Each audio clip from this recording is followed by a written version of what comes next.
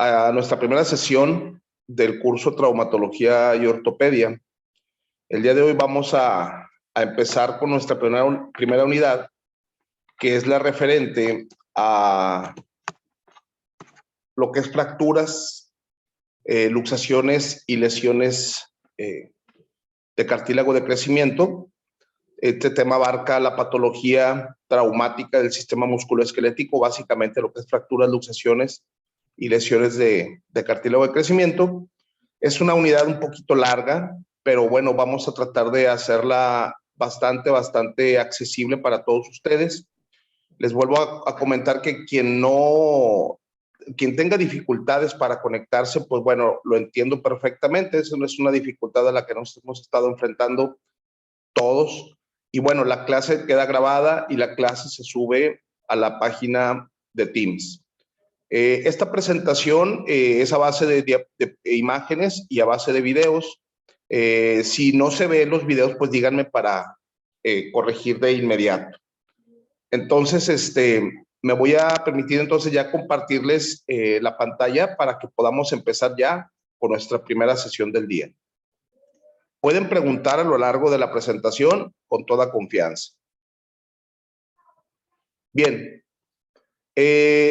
hablar de fracturas, luxaciones en adultos y niños y lesiones a la placa de crecimiento no es un tema sencillo, es un tema complejo, es un tema complicado, dado que implica un conocimiento importante no solamente de los aspectos anatómicos e histológicos, sino de los aspectos fisiológicos del proceso de la curación de las fracturas principalmente.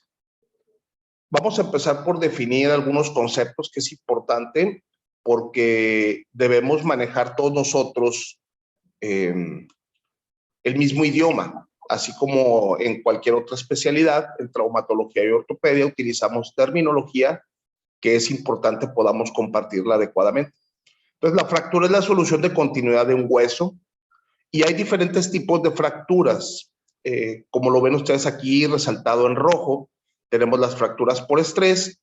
Estas son fracturas que se producen en casos de unas sobrecargas repetitivas a un hueso habitualmente pequeño, por ejemplo, al quinto metatarsiano. Habitualmente una fractura es producto de un traumatismo agudo, pero en ocasiones, por ejemplo, los maratonistas, de hecho a esta fractura se le llamaba la fractura del militar, porque como marchaban constantemente y el golpeteo repetitivo al marchar producía una fatiga crónica en ese hueso, en el quinto metatarsiano, y producía esa fractura. Por eso se llama fractura por estrés. Hay fracturas patológicas. De entrada, una fractura es una patología, pero en el caso del término fracturas patológicas se refiere a aquellas que se producen en un hueso que previamente ya estaba afectado por alguna otra enfermedad. Por ejemplo, osteoporosis.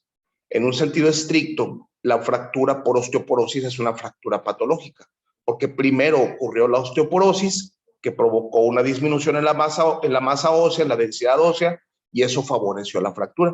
Pero también puede haber fracturas patológicas en un tumor. Puede haber fracturas patológicas cuando hay infecciones, por ejemplo. Entonces, a eso se refiere el término fractura patológica. Y la fractura expuesta o fractura abierta, conocida en algunos casos como fractura compleja, esta se produce cuando el hueso está expuesto al ambiente externo. Ahorita vamos a ver algunos ejemplos de lo que es una fractura expuesta. Y bueno, habitualmente espera uno ver el hueso completamente fuera de su lugar, pero en ocasiones no es así. En ocasiones lo único que se expone es el hematoma, como vamos a ver ahorita en algunos ejemplos, lo cual en todo paciente que tengamos con una fractura y que tenga alguna herida o salida de sangre cercano al sitio de la fractura o sobre el sitio de la fractura, hay que pensar que ese paciente puede tener una fractura expuesta hasta que no demuestre lo contrario. Y eso es muy importante por todas las implicaciones que tiene una fractura abierta o expuesta. Muy bien. Hay otras definiciones que vamos a estar manejando a lo largo de esta unidad, como es, por ejemplo, la unión o la consolidación de la fractura.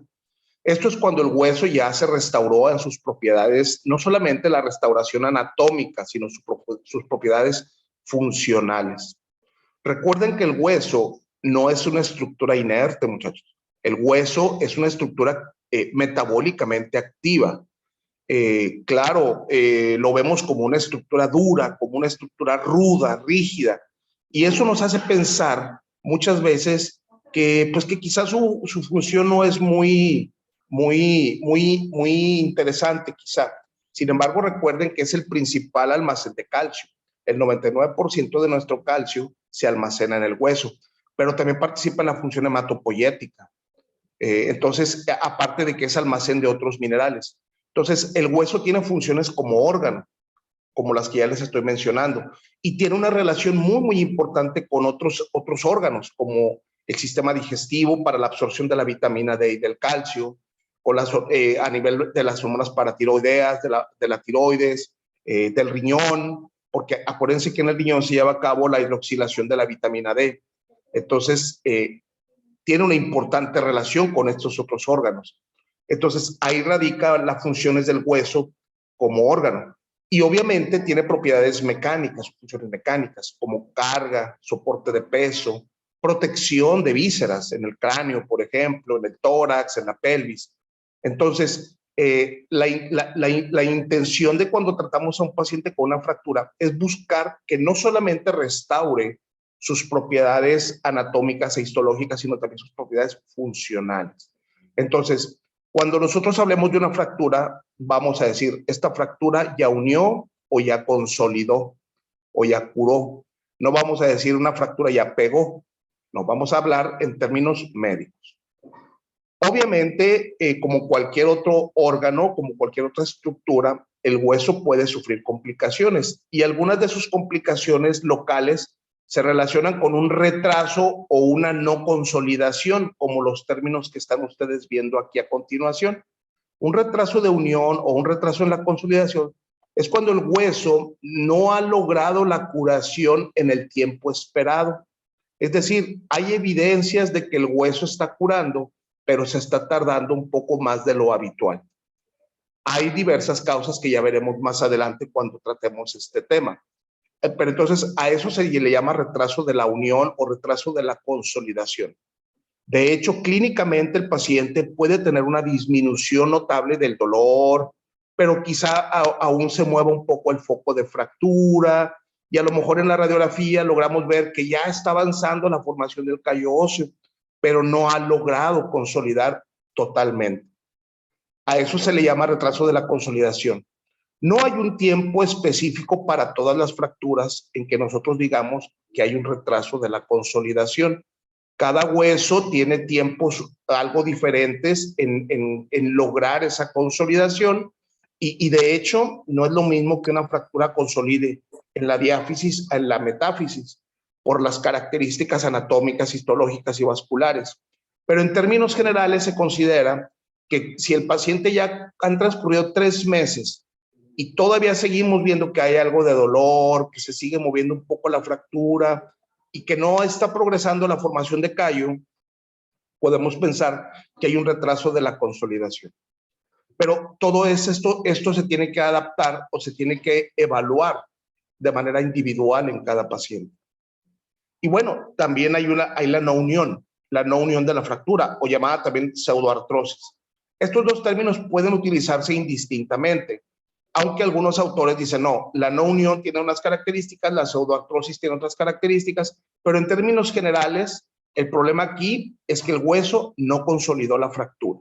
Es decir, hay una falla completa en la restitución de las propiedades anatómicas y funcionales de ese hueso, sobre todo funcionales del tipo mecánico, después del tiempo esperado. Es decir, el paciente no tiene mejoría en su sintomatología, la fractura sigue moviéndose como al principio cuando se lesiona el paciente, no hay evidencias radiográficas de progresión de la curación de esa lesión. Entonces, ahí se considera que el paciente está en una no unión o en una pseudoartrosis. De igual manera, no hay un tiempo así estricto para todas las fracturas. Sin embargo, se estima que si para los 6 meses el paciente no ha logrado ese proceso de curación, el paciente está en una no unión o en una pseudoartrosis. Entonces, estos conceptos es importante que ya desde ahorita los tengan claros. Obviamente, las causas de las fracturas pues son muchas, desde caídas, accidentes, traumatismos directos o indirectos, como vamos a ver ahorita, fuerzas repetitivas, como ya les acabo de mencionar en el caso de las fracturas por estrés, pero también pues por abuso. El abuso infantil es una causa frecuente de fracturas y tenemos que estar atentos ante esas posibilidades. A ver, me parece que alguien tiene abierto su micrófono. Si pudieran controlar eso para no distraer al auditorio. Básicamente, si bien es cierto, siempre pensamos que una fractura es por un traumatismo, pues efectivamente así es. Pero hay diferentes tipos de traumatismo. Básicamente son dos, los mecanismos o traumatismos directos y los traumatismos indirectos. ¿Qué importancia tiene esto? Tiene varios puntos importantes. Número uno, dependiendo del mecanismo de lesión, si es directo o indirecto, podremos observar diferentes tipos de trazo de fractura. Es decir, podremos ver trazos transversales como el que están viendo aquí, o podremos ver trazos oblicuos o incluso trazos en espiral, o bien, cuando son traumatismos de alto impacto, la famosa conminución. La conminución significa que no solamente hubo dos fragmentos de fractura, sino que hay múltiples fragmentos de esa fractura. A eso se refiere una fractura conminuta. Entonces, por eso es importante entender los mecanismos de lesión, porque habitualmente los mecanismos directos se producen cuando la fractura ocurre en el sitio del traumatismo. Es decir, a alguien, por ejemplo, lo atropellan y le pegan en la tibia, ahí donde recibió el traumatismo, ahí se fractura. Ahí donde recibió la fuerza del impacto, ahí se fractura. Y los mecanismos indirectos son aquellos en los cuales las fuerzas que provocan la fractura se aplican lejos del sitio donde se fracturó el hueso. El ejemplo más claro que tenemos de una fractura por mecanismo indirecto es, por ejemplo, la fractura de la rótula. Aquí la estoy señalando, ¿sí la ven? Sí, doctor. Sí, doctor. Ok, fíjense cómo voy a señalar dos fragmentos. Aquí está un fragmento arriba y aquí está un fragmento abajo. Me van siguiendo, ¿verdad? Entonces, esta rótula tiene un control aquí arriba que es el tendón del cuádriceps, pero también en el polo distal se inserta el tendón patelar. Entonces, cuando el paciente va caminando y, por ejemplo, yo creo que les ha ocurrido que van bajando un escalón y de repente se les va la extremidad porque no calcularon la presencia del otro escalón. Entonces, en ese momento, el paciente flexiona la rodilla, pero súbitamente ocurre una extensión. Y al haber esa extensión, el tendón del cuádriceps jala para arriba y el tendón patelar jala para abajo. ¿Sale? Entonces, las fuerzas se están aplicando en los sitios de inserción de los tendones, pero la fractura se produjo en la parte media de la rótula. Ese es un mecanismo de lesión indirecto. Habitualmente, esos mecanismos indirectos producen fracturas que le llamamos fracturas por avulsión, es decir, por arrancamiento. O bien a veces donde se insertan los ligamentos, se inserta el ligamento en el hueso, jala el ligamento y arranca un fragmento de hueso. La fractura se produjo donde está el hueso, digamos, anclado, pero la fuerza se produjo donde se inserta el ligamento. ¿Sí queda claro eso? Esa es una fractura por mecanismo indirecto. En cambio, por ejemplo, un balazo. Al paciente le dan un balazo en el fémur, ahí donde pega la bala, fractura el hueso. Ese es un mecanismo directo. Hay otro ejemplo de mecanismos indirectos. Miren, aquí, por ejemplo, en las figuras A y B, el autor nos ejemplifica con un gis. Entonces, si tú agarras un gis y lo giras, la fuerza la estás aplicando en los extremos del gis. ¿Estamos? Tú lo giras. ¿Y dónde se produce la fractura o la ruptura? En la mitad del gis. Ese también es un mecanismo indirecto. porque la fuerza la estás aplicando lejos del sitio donde se produjo la fractura. Ese es un mecanismo de lesión indirecto. Entonces, es importante tener en cuenta esos aspectos. También por lo siguiente, habitualmente los mecanismos directos producen un mayor daño a los tejidos blandos que los mecanismos indirectos. Y veremos cuando hablemos del proceso de curación de las fracturas que los tejidos blandos son muy importantes para el proceso de la consolidación de una fractura.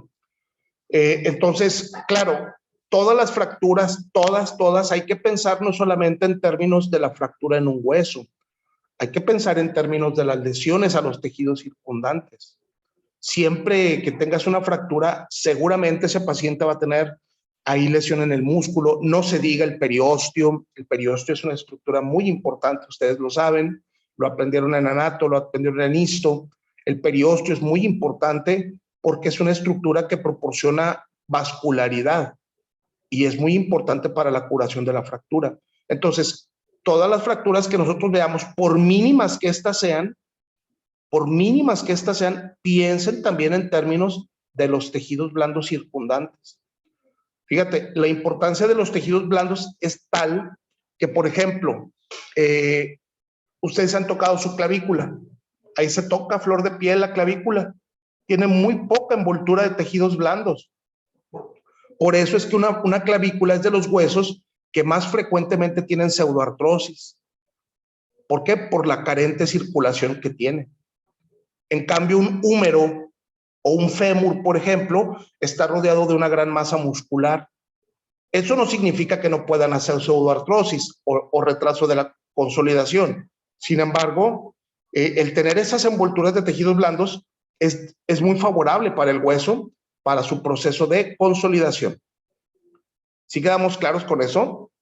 Y eso se los quiero insistir porque la verdad es de que muchas de las veces pensamos en el hueso como si fuera un palo de una escoba y se nos olvida que tenemos tejidos alrededor que también son importantes que los cuidemos para favorecer el proceso de la curación. Cuando ustedes vean a un paciente fracturado, tienen que pensar en ese sentido, porque desde el momento en que ustedes inicien el tratamiento en ese paciente, desde ahí inicia ya el proceso de la curación y nosotros tenemos que intervenir para favorecer ese proceso.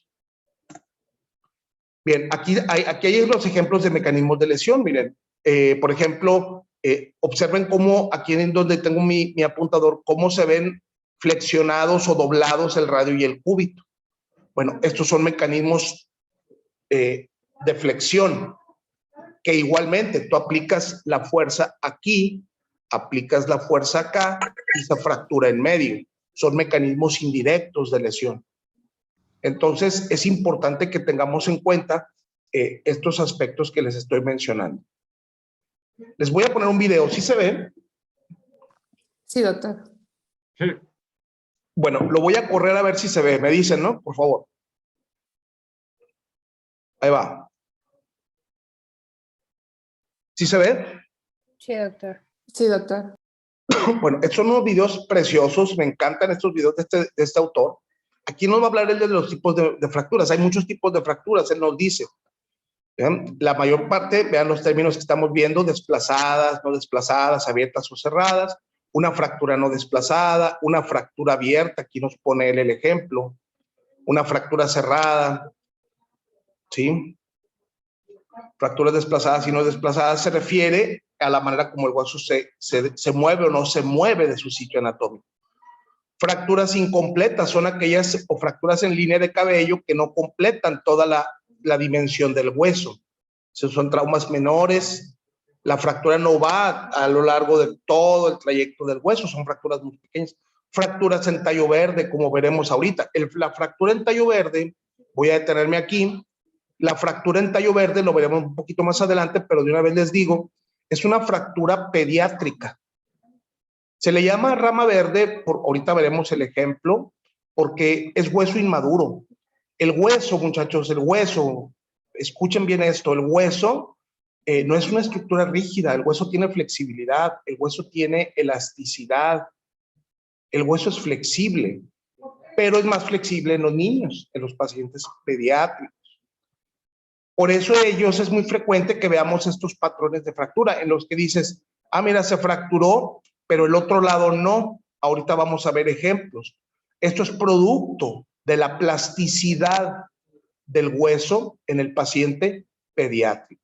Hay otros patrones de fractura en los niños y en las niñas. Por ejemplo, este es el tallo verde. Hay una fractura que le llamamos en torus. Ahorita la vamos a ver también. Entonces, estas son fracturas incompletas, las fracturas en tallo verde, pero son fracturas y duelen igual. Puede haber fracturas incompletas como la que vimos ahorita, la fractura en hairline. Habitualmente estas fracturas son en el niño. El toddler es un término que se utiliza para el niño que empieza a deambular o que gatea. Entonces, fíjense cómo cuando los bebés gatean, cómo meten las extremidades un poquito. Entonces, a veces esa sobreactividad del bebé puede favorecer que ellos se fracturen. Y muchas de las veces esta fractura no se ve. O bien, el niño que apenas empieza a deambular, ¿sí? Pueden sufrir también este tipo de fracturas. ¿Cómo nos damos cuenta o cómo sospechamos? Cuando a veces los niños traen cojera. Créanme que muchas veces los bebés así que empiezan a caminar, traen la cojerilla y los papás pues le dan su paracetamol o su motrino y les ponen ahí fomentitos, les soban tantito y luego ya nos los llevan después de 2 o 3 semanas porque el niño sigue con cojera y ya cuando vemos la radiografía vemos la línea de fractura. A esa se le llama toddler's fracture. Es un patrón de fractura pediátrica. ¿Sale? Entonces, realmente no son fracturas complicadas, pero bueno, hay que darles el tratamiento como se debe hacer. Y las fracturas completas, como ya vimos, son las fracturas que van de lado a lado, que pueden con mucha frecuencia ser desplazadas. Puede haber fracturas transversas, como ya lo vimos ahorita. Esta es la fractura. Ahí está el ejemplo más claro de la fractura por un mecanismo indirecto. ¿Sí lo vieron? Lo voy a repetir porque me interesa mucho que lo entiendan esto. Observen cómo el tendón rotuliano y el tendón patelar jalan cada uno para un lado y la fractura se produce aquí. Ese es el mecanismo de lesión indirecto. ¿Sale? Como quiera, esta presentación ya la subí yo la subí en PDF. La voy a tratar de subir en PowerPoint para que no más que no sé si esté muy pesada, pero ahí la voy a intentar poner. Estos son fracturas por tensión, jala el cuádriceps, jala el patelar y se fractura en medio. Claro, puede haber fracturas rotulianas, claro que las puede haber por mecanismos directos. ¿A quién se le ocurriría decirme un ejemplo de una fractura de la rótula por trauma directo?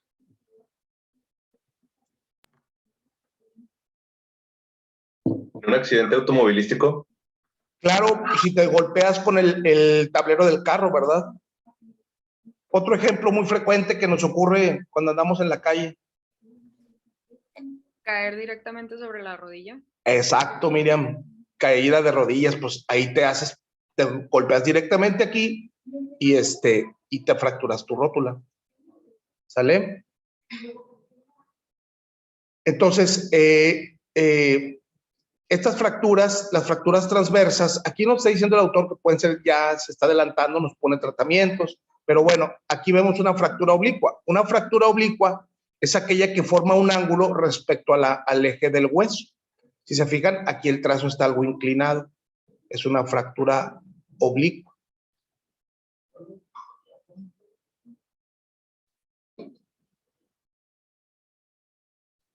Hay patrones por flexión, como ya les mencioné yo ahorita, que también son fuerzas indirectas o mecanismos indirectos que te pueden producir patrones también oblicuos. Entonces, es muy importante entonces que no olvidemos cómo, además del tipo de trazo de fractura, podemos tener un daño variable a lo que son los tejidos blandos. ¿Sale? Hay patrones que le llaman en ala de mariposa. Regularmente, si se fijan, miren, este triangulito que se ve aquí parecieran las alas de una mariposa. Por eso le llaman trazo en ala de mariposa. Esto regularmente se produce por mecanismos combinados. Si se fijan, aquí nos marca el autor, hay una carga por ejemplo, alguien que cae de un piso, se avienta de la azotea, cae sobre tus pies, pero al mismo tiempo de sufrir esta carga axial, sufres una fuerza de flexión y eso puede generar este fragmento en ala de mariposa. Obviamente, si se fijan, regularmente vemos dos fragmentos, este y este fragmento. Regularmente vemos eso. Pero ya cuando vemos un tercer fragmento o muchos fragmentos agregados, pensamos que el mecanismo fue más intenso, que el traumatismo fue más intenso, o bien que la calidad del hueso de esa persona no es la mejor. ¿Sale?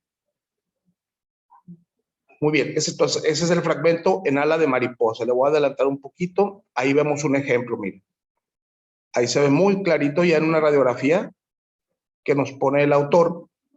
Vean cómo ahorita en la radiografía, ahí está el patrón, ahí está el fragmento en ala de mariposa. Observen cómo se ve el hueso así como doblado. Quiere decir que hubo una fuerza de flexión, pero además el paciente sufrió un traumatismo axial. Y vean, aquí está el fragmento.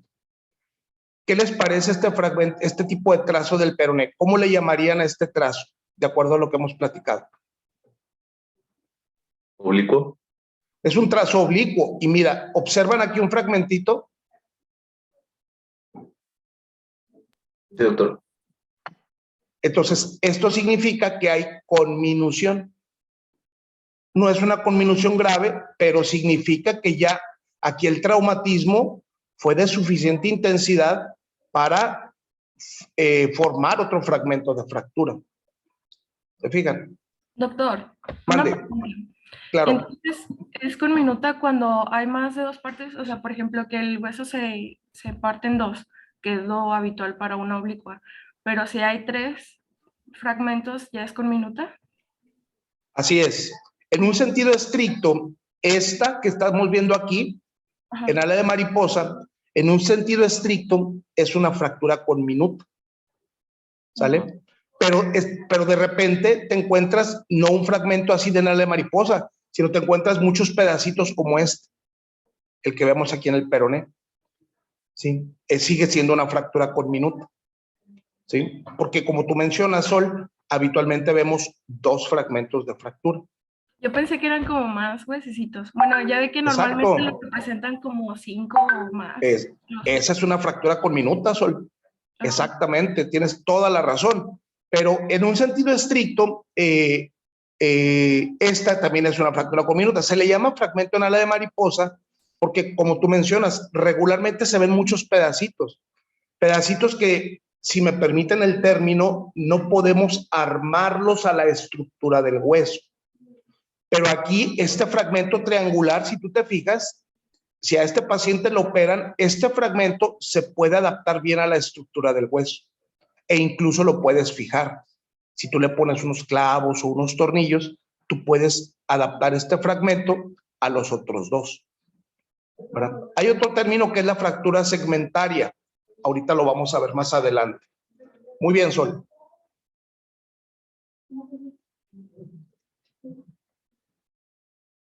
Aquí nos habla el autor de lo que son las fracturas abiertas. Vean, nos pone un ejemplo como una herida, como a partir de una herida puede generarse una fractura expuesta. Y aquí está el ejemplo que yo les mencionaba. Vean, fractura segmentaria. ¿Qué es una fractura segmentaria? Observen cómo, vean mi cursor, aquí veo yo el fragmento proximal de la tibia. ¿Sí me están siguiendo? Sí, y doctor. aquí yo veo el segmento distal de la fractura de la tibia. Observen cómo en medio hay un segmento cuadrado, prácticamente será un cuadrado, aquí un rectángulo. Ok. Una fractura segmentaria se le llama así aquella en la cual el fragmento intermedio contiene el canal medular de ese hueso. ¿Sí? Es decir, es un cilindro, para que me entiendan, es un cilindro que se separó de los fragmentos proximal y distal y que queda en medio. Si tú este segmento que estoy señalando lo volteas, le vas a ver canal medular. Es un cilindro de hueso. Por eso se le llama fractura segmentaria. Que se le puede decir con minuta, claro que se le puede decir con minuta, pero como mencionó ahorita Sol, cuando alguien me dice es una fractura con minuta, yo espero ver muchos pedacitos de hueso. ¿Sí? Entonces, acuérdense, ya vimos otro término, fractura en ala de mariposa, fractura segmentaria. La fractura en ala de mariposa, a diferencia de esta, no es cilíndrico y no contiene la estructura del canal medular, a diferencia de la fractura segmentaria. Son ejemplos así, digamos, de conminuciones, porque son más de 2 fragmentos. Pero, insisto, como ahorita mencionaba Sol, si a mí yo cierro los ojos y me dicen, hay una fractura conminuta, yo me imagino que el hueso está estallado, con muchos pedazos. Pero si me dicen, es una fractura segmentaria, yo me imagino, son 2 fragmentos y en medio hay un cilindro suelto de hueso. Una fractura en ala de mariposa. Yo cierro mis ojos y veo en medio ese fragmentito triangular. ¿Sale? Muy bien, le voy a ir adelantando para ir avanzando. Hay fracturas espirales, vean, por mecanismos torsionales, como ya lo mencionamos ahorita. Son fracturas por mecanismos de tipo indirecto.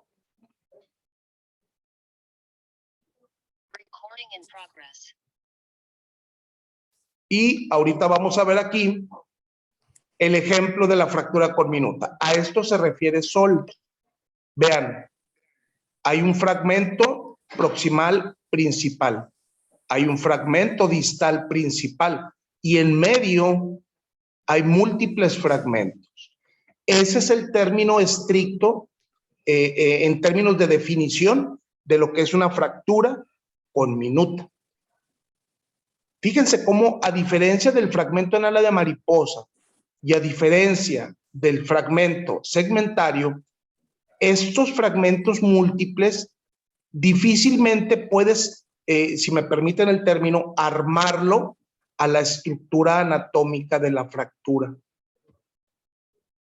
Cuando en muchas ocasiones vemos estos patrones de fracturas y estos fragmentitos ni los tocamos.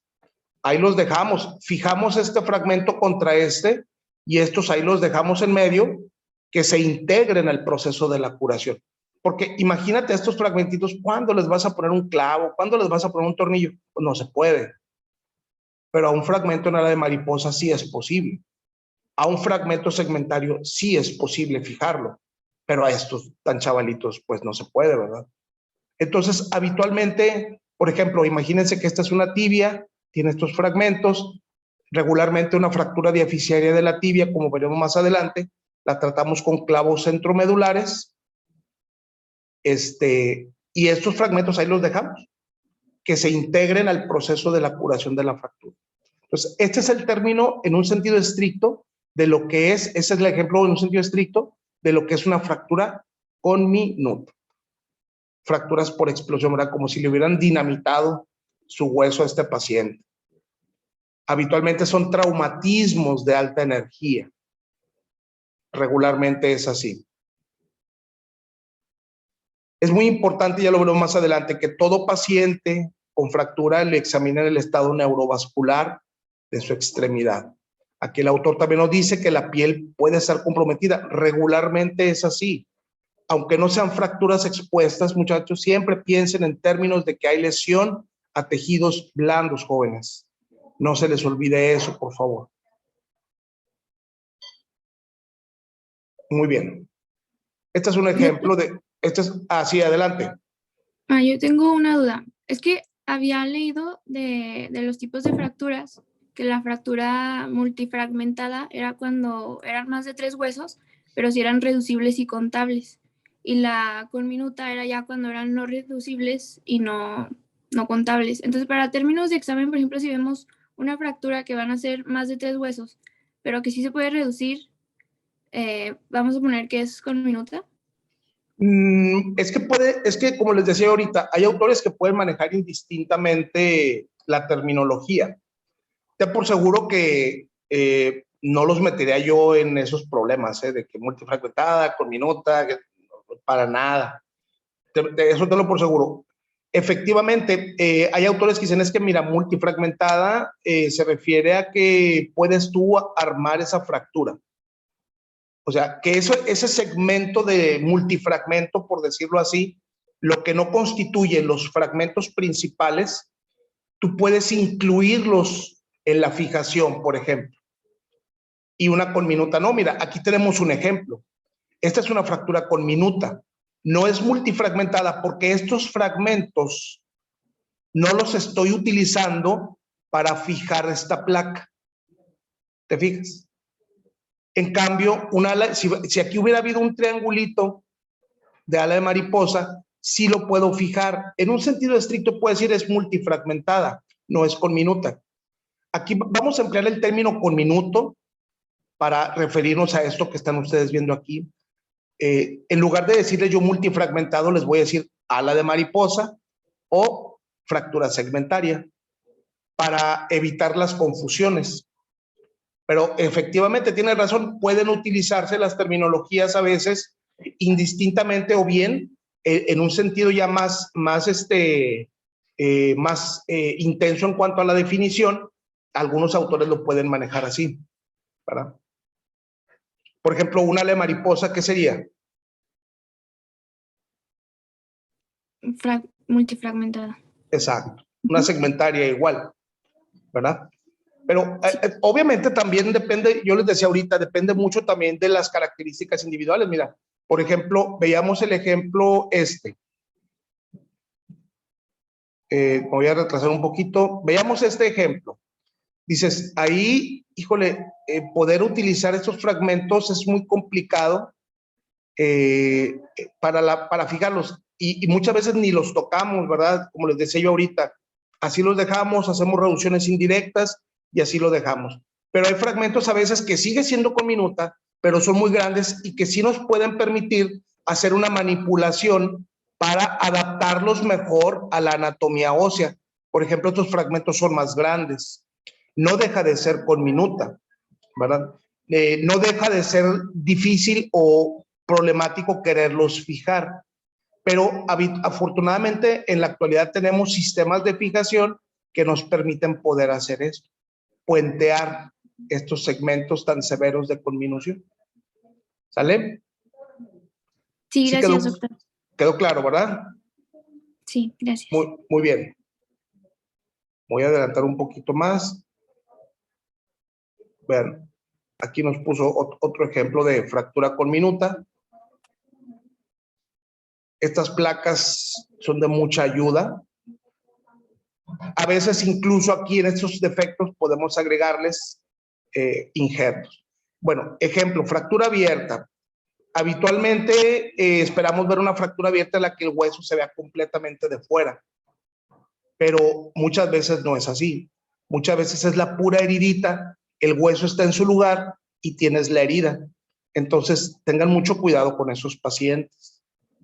¿Sí? Hay una herida, puede penetrar la piel, fracturar el hueso, y aunque el hueso no se vea de fuera, sigue siendo una fractura abierta hasta que no demostremos lo contrario. Más adelante vamos a agotar un poco más este tema de las fracturas abiertas. ¿Sale? Aquí el autor nos pone ejemplos, estos ya los iremos viendo de manera individual, las lesiones características agregadas para cada tipo de fractura. Muy bien.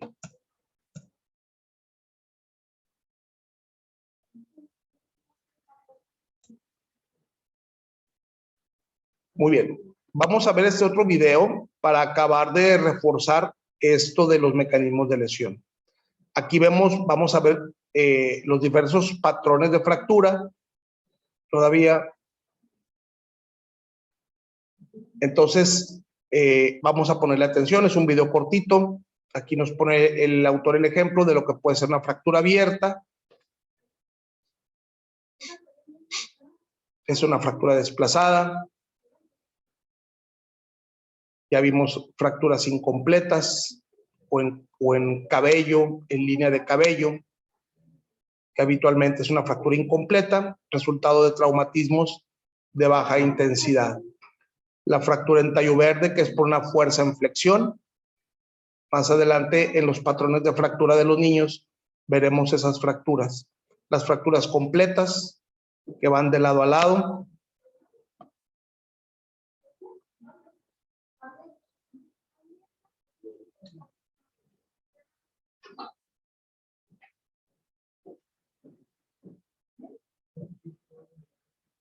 Puede haber mecanismos combinados, como vimos hace rato en el fragmento en ala de mariposa, en que se combina la compresión y la flexión. Puede haber mecanismos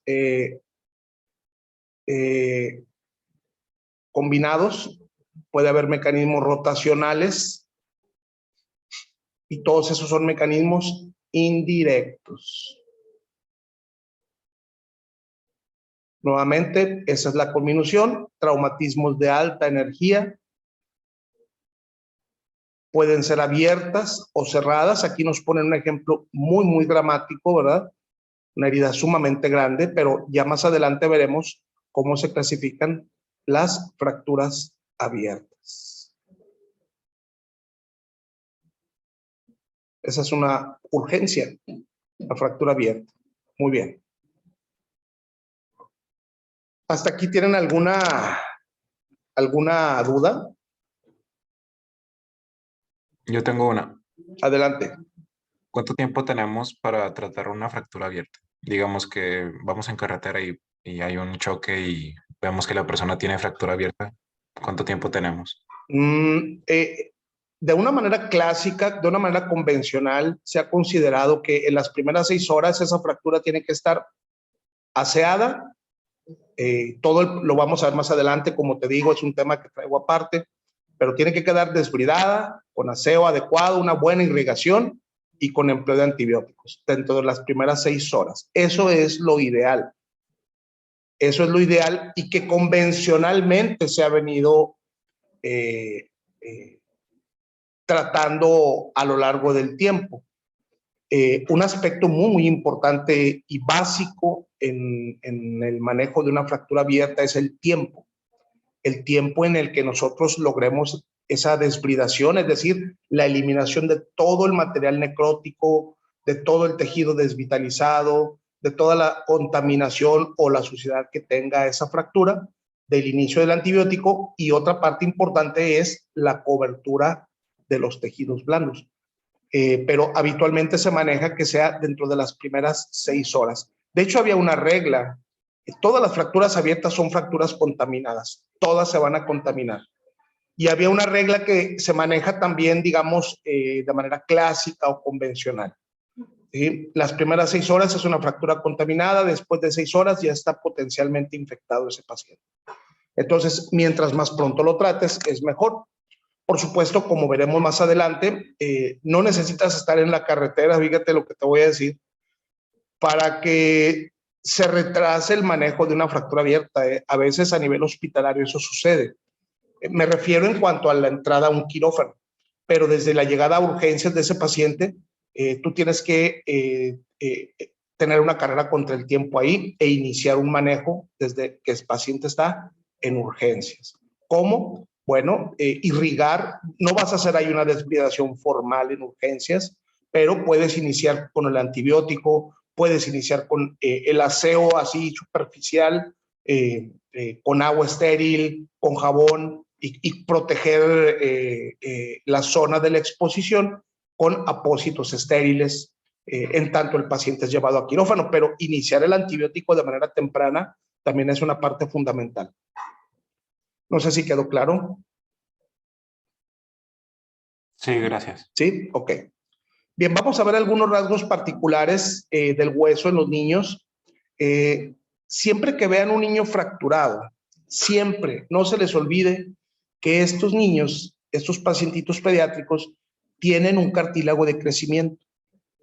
Entonces, los niños que tienen traumatismos en las extremidades pueden tener una lesión al cartílago de crecimiento hasta que no demostremos lo contrario. Entonces tengan mucho cuidado con eso. Por eso es muy importante, como veremos más adelante, cómo se hace la evaluación de los niños cuando tú sospechas una lesión de cartílago de crecimiento. Pero no solamente eso, el paciente pediátrico tiene muchas ventajas cuando tienen fracturas y eso permite que tengamos que ser más conservadores. No significa que a un niño, a un bebé, a un paciente pediátrico no se le opere. Claro que se les puede operar. Claro que al paciente pediátrico se le pueden poner clavos. Claro que se le pueden poner plaquitas incluso. No es lo común, pero eso puede suceder. Sin embargo, son más las ventajas que tiene un paciente pediátrico. ¿Por qué? Porque la capacidad de curar las fracturas es mayor. Tienen una elevada capacidad de regeneración tisular, incluido el hueso. Esto es porque están más vascularizados sus huesos, tienen un periósteo muy grueso, muy reactivo, muy osteogénico, y todo eso son ventajas. No solamente para curar la fractura.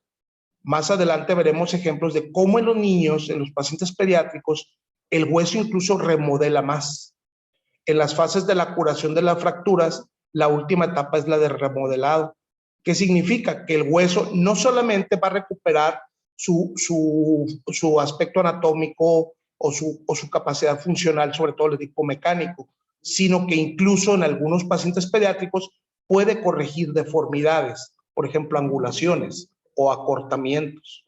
Entonces, vean las grandes ventajas que nos ofrece el hueso en un niño. Sin embargo, también no están exentos de complicaciones. Ahorita vamos a ver que los niños también pueden tener pseudoartrosis si no se tratan adecuadamente. Bueno, ya mencionamos ahorita, hay tipos característicos de fracturas infantiles, las lesiones fisiarias, que son las de el cartílago de crecimiento. Esas lesiones es muy importante, ahorita las vamos a ver, incluso hay una clasificación que tenemos que tener en mente. La fractura en tallo verde, podrán observar aquí la tibia y el peroné. Vean cómo la tibia tiene una fractura y por su cortical interna o medial, pero la cortical lateral no está fracturada, se flexionó y lo mismo le ocurrió al peroné. Estas son fracturas en tallo verde. Puede haber fracturas en torus. Vean cómo aquí se observa como un discreto abombamiento, aquí y aquí. Apenas se logra ver una línea blanca, pero un trazo de fractura como tal no lo observas. Habitualmente esta fractura en torus, llamada también fractura de rodete o fractura en hebilla, ocurre cuando el niño va caminando y todo eso se tropieza y cae apoyando sobre la mano. Entonces eso provoca que la plasticidad del hueso le permita al niño nada más abombar las corticales. Entonces a esto se le llama fractura en torus. Vean el cartílago de crecimiento. Este es el famoso cartílago de crecimiento. No es una fractura. De una vez ya váyanse aprendiendo esta imagen porque regularmente me dicen, hay un niño fracturado y es un cartílago de crecimiento. Eso, créanme que ocurre.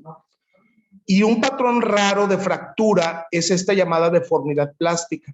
Recuerden que el hueso, aún en el adulto, es una estructura flexible, tiene un módulo de elasticidad del hueso.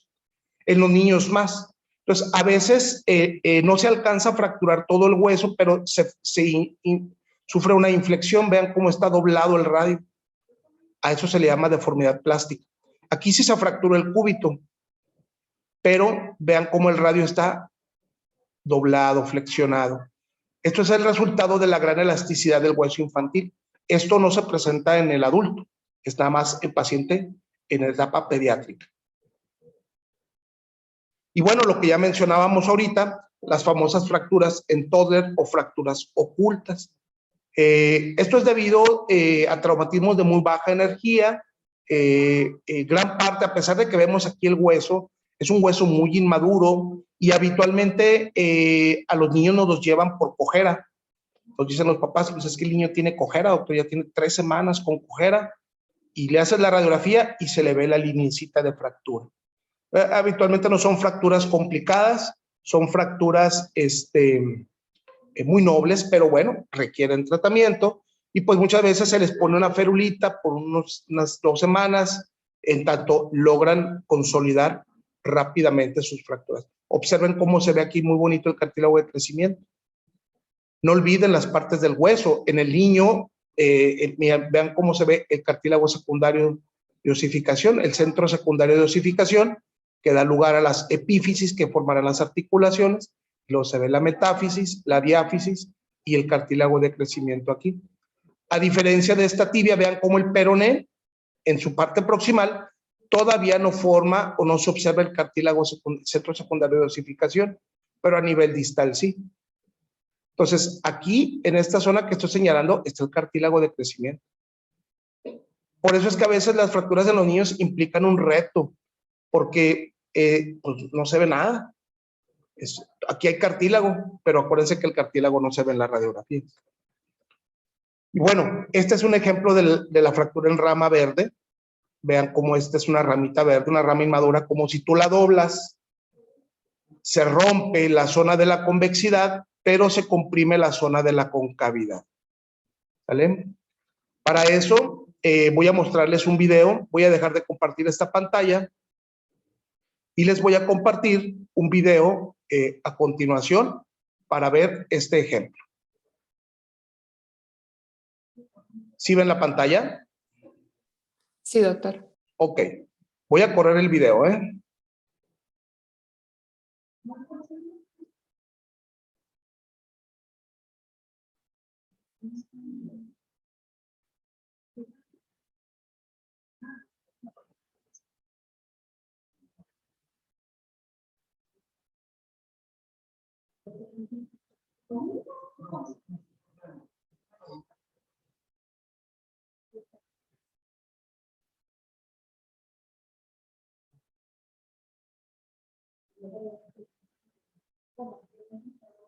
Puntos clave: fractura en tallo verde, es una fractura incompleta. La superficie cóncava está intacta y es una fractura pediátrica. ¿Sale? ¿Sí quedó claro eso? Sí, doctor. Sí. Bueno, ¿tienen alguna pregunta de todo lo que hemos estado hablando el día de hoy? Yo, doctor, en cuanto Adelante. a las fracturas ocultas, ¿llegan a tener el mismo, bueno, la misma intensidad de dolor a comparación de otras o puede pasar desapercibidas? Claro, pues es que el dolor es diferente en cada individuo, pero habitualmente, habitualmente el niño se rehúsa a apoyar la extremidad. Pero muchas veces el niño, como te digo, a veces se producen cuando andan gateando, pues el niño sigue ahí gateándole. Y los papás pues dicen, pues trae un dolorcito y no se cayó, porque habitualmente una fractura la relacionan con una caída. Entonces pues les dan pues algo para el dolor y así. Y entonces ahí se la llevan. Y luego ya, como te digo, ya después nos llevan porque les duele cuando les van a cambiar el pañal. Entonces, el dolor pues es variable, ¿verdad? La verdad es de que a mí, cuando me han llevado toddler fracture, me los llevan después de 2 o 3 semanas. Cuando el papá ve que, chiva, pues ya tiene 3 semanas y sigue con cojera, es cuando lo llevan. Y bueno, pues claro que puede doler desde un principio, ¿verdad? Y doler muy intenso. O bien hay papás muy abusados y que dicen, caray, no quiere apoyar nada, luego te lo llevan. Y tienes que pensar en esa posibilidad, ¿verdad? Entonces, un niño que no quiere apoyar la extremidad, un paciente pediátrico que no quiere apoyar la extremidad o que tiene cojera y no tienes una evidencia de un traumatismo, es decir, que te hayan dicho se cayó, lo tiramos, se tropezó. Cuando no tienes evidencia, tienes que pensar básicamente en 3 cosas. 1, fracturas, claro que puede haber fracturas ocultas. 2, infecciones. Y 3, tumores. Esas son las 3 causas más frecuentes de claudicación en un paciente pediátrico. Claro que hay otras, ya veremos más adelante, por ejemplo, la enfermedad de Leckalve-Perthes, la displasia del desarrollo de la cadera, pero de las más frecuentes a esas etapas pediátricas son fracturas ocultas, infecciones, osteoarticulares o tumores. Entonces, para que se pongan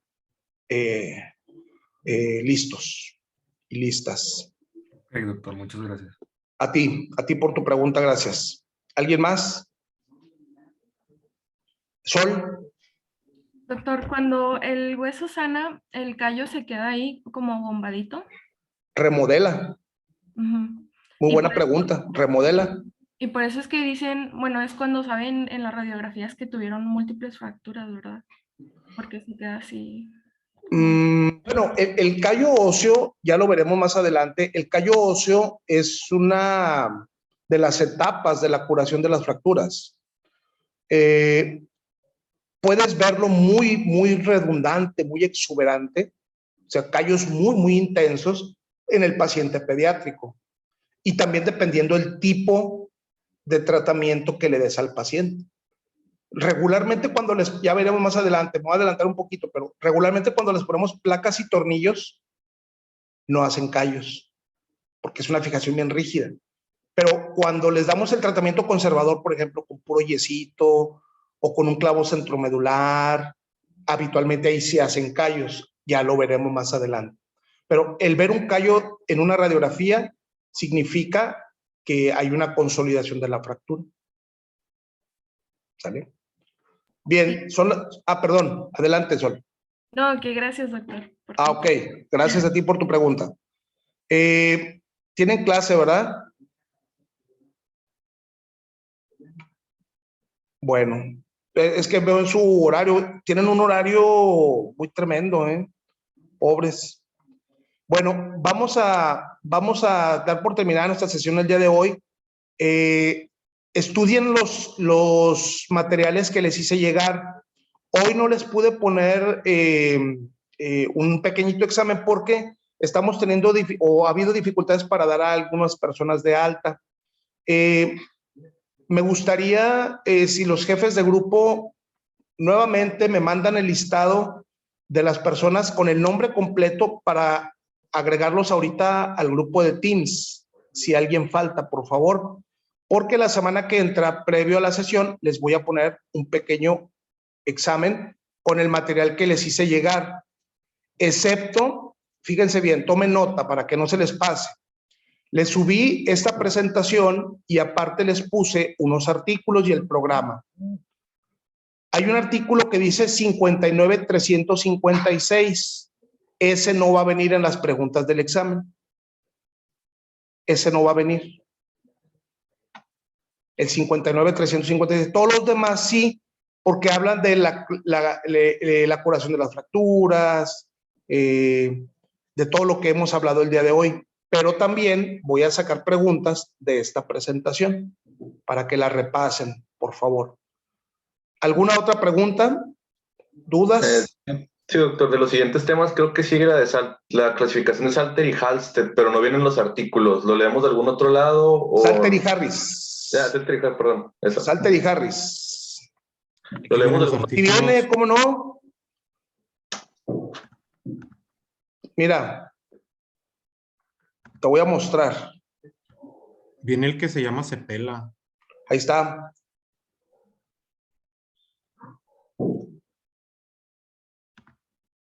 ¿Ya lo vieron? Miren la clasificación. Ahí está el artículo, mira. Es un artículo muy pequeñito de la clasificación de Salter-Harris. Mira, ahí viene. Te habla del cartílago de crecimiento, te habla de la clasificación, te da ejemplos. ¿Sí lo están viendo? Sí, doctor. Hay varias clasificaciones, pero la que nosotros vamos a utilizar es la de Salter y Harris. Es así que no se les pase. ¿Sale? ¿Alguna otra duda? Muy bien. Bueno, pues espero que esté sirviéndoles esto que estamos haciendo y yo les pido que cualquier duda, cualquier inquietud que tengan, pues por favor me la hagan saber. ¿Sale? Bueno, nos vemos pues la próxima sesión el lunes. Pónganse a estudiar, que les voy a poner un examen previo a mi presentación. Vamos a continuar con lesiones a cartílago de crecimiento, el siguiente tema. Gracias, doctor. Doctor, hasta luego. Gracias, doctor. Hasta Gracias, luego. doctor. Hasta luego. Gracias, doctor. Bye. Gracias.